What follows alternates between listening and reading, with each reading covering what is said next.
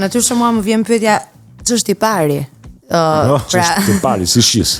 Ja. Eksaktësisht. Pra, e ke fjalën gjithmonë lidhur me kineman, lidhur me kineman, patjetër. Njëri një kohë kam duke dhënë leksionin në Francë. E thosha që nuk ishte shaka krejt, edhe pse profesori tezës e merrte për gjysmë shakaje, nuk them që e mori krejt për shaka kur e mori vesh. Ne bënim aparaj difuzion, domethënë flisim për aparatet dhe shpërndarjen e difuzionit, tamam siç e themi ne, shpërhapjen më mirë. Dhe unë i them në kuptimin se luajmë në këto kuptimet e fjalëve shqiptarët me etimologjit luajmë shumë, por në fakt unë kisha goxha serioze, nuk ishte nga këto lëret. Lëret e fjalëve, si ishte lojë fjalës, Fjala aparare do të thonë që ti vë një ekran mes vetes dhe objektit. Dhe ekrani ka për qëllim që të mos t'japi ty kontakt direkt me objektin, por të japi kontaktin të tërthor ndërmjetësuar. Pra edhe zhbëhet objekti, edhe njohja mbi objektin është një njohje e cila është nga subjekti i aparatit që është ndërtuar nga ne. Dhe nëse ne I futemi kështu, domethënë ne në fakt shqiza e të parit kemi vendosur të parin. Si numër.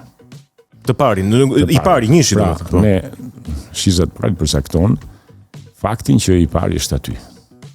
Kur jap filozofi, si thua është para shumë, flas për dyshin që është dyshimi, flas për treshin që është lidhja e parë me dytin, do të thotë matematika gjithmonë ka qenë 1 2 3, por nuk do jemi në matematikë këtu. Jo. Jemi kinema. Të parit përcakton të parin që shohim dhe që në një farë mënyrë na bllokon kontaktin me botën. Kontakti me dytin nuk do jetë kur kontakti drejt për drejt, do jetë kontakti dyshuar. I dyshuar interesante kjo. Kështu që aparati vet është I pari dhe ky e ka çmontuar raportin me botën. Sa më shumë të vendosim të aparati inteligjencë, të delegojmë inteligjencën tonë, aq më shumë bota që është prapa do të shuhet. Pra nuk do jetë më bota. Kur jepja kinema, I thosha kineman me televizionin. Kinemaja na çon gjithmonë në ndërtimin e një skene, një shesh gjirimi që krijon një lokacion, një skenë, në cilin fusim personazhe, kemi futur një tekst I cili shkon bashkë me muzikën, e pasi kemi bërë këto, kemi dhënë një kuadër.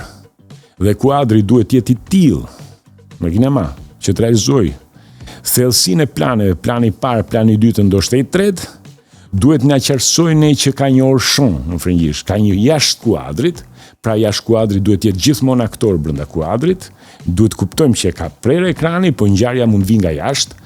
Dhe mbi të gjitha duhet të na krijojë distancën tonë si publik nga ekrani. Pra shqisa e televizionit, e kinemas, prodhon distancë në të gjithë senset, në 3 situash, në 2 drejtime pingule, mes meje dhe skenës për te ekranit, dhe mes kuadrit dhe botës që mbetet jashtë kuadrit, që është më shumë se kuadri. Në këtë logjik, televizioni nuk punon dot. Televizioni shka shuan rregullisht është pikërisht skena që është brenda. Dhe si e shuan skena që është brenda? Nga fakti I repetitivitetit, I përsëritjes, produksionit, I ritmikës që është gjithmonë e dim në shfaqja është në këtë kohë, do përsëritet javën tjetër, etj. Dhe nga fakti që çdo njeri e projekton një publik abstrakt. Pra shuan përmes përsëritjes në divanin tim, dhe shuan përmes përsëritjes në spektaklin e studios. Kështu që televizioni dhe kinemaja këtë dallim kishin të madh. Kinemaja mbetet krijimtari e përhershme sepse aparati në një farë mënyre e fut brenda skenës dhe brenda shpirtit publikut. Televizioni një përsëritje e përhershme dhe mbetet ekran. Një përsëritje e përhershme nga 2 anët. Kështu që kemi tretje të botës në ekran. Pyetje, duke qëndruar te kinemaja, tani jemi në sezonin e verës, me pushime, shkolla ka mbaruar, një pjesë e punëve kanë mbaruar, njerëzit marrin lejen e zakonshme vjetore, që I bie që kanë më shumë kohë të lirë apo jo? Kështu I bie. Dhe I bie që do të shkojnë me vrap të shohin filmat që kanë lënë pa parë gjatë vitit. Apo jo? Apo nuk do të ndodhë kështu? Apo nuk do të ndodhë kështu? Pra në momentin që e lam, pra, te momenti se mos ju lodh me këtë bisede. Jo, absolutisht jo, përkundrazi. Kur e tham që bota u tret në ekran me teknologjinë, ne nuk mund të kalonim në mënyrë të pa menduar mirë këtë botë reduktuar në ekran ku ne nuk jemi më, po ne jetojmë aty, ne jetojmë gjithë rreth këtij ekrani. Ekrani mund të jetë Big Brother. Ne jetojmë në ekranet e punës. Kurse sa njerëz rim përpara kompjuterit. Këto ekranet e vogla. Ekranit të vogël, do ne rim përpara ekraneve dhe do stresohemi përpara ekraneve. Lodhemi se janë ekrane që në fakt lodhemi nga dëshpërohemi në kuptimin e depresionit, në kuptimin e parë të termit depresion që është dëshpërim. Dëshpërohemi, shqisat tona lodhen, hovet tona jetike treten, dhe ne bëjmë qenie që e humbin davan e projektim në të ardhmen dhe e humbin davan, po e them në këtë formë, e thellësisë në të shkuarën. Dhe kjo është një gjë që ne e ndjejmë në përditshmërinë tonë në fakt.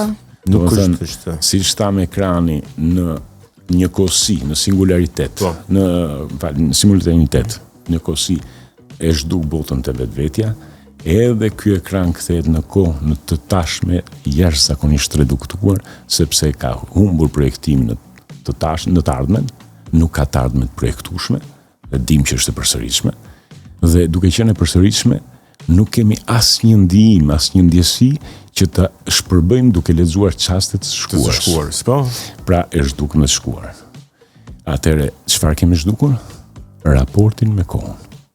Kur të kthehemi në shtëpi. Qartë. Me këtë lodhje dhe këtë depresion, a do të mund të shohim një film të vërtet? E lëm këtu dhe e vazhdojmë pas hapësirës muzikore. A do të mundemi që të shohim një film të vërtet pikërisht në momentin që... Ani po në dyshim vete për gjithçka. Që kemi humbur raportin me kohën. Hapësira muzikore dhe rikthehemi.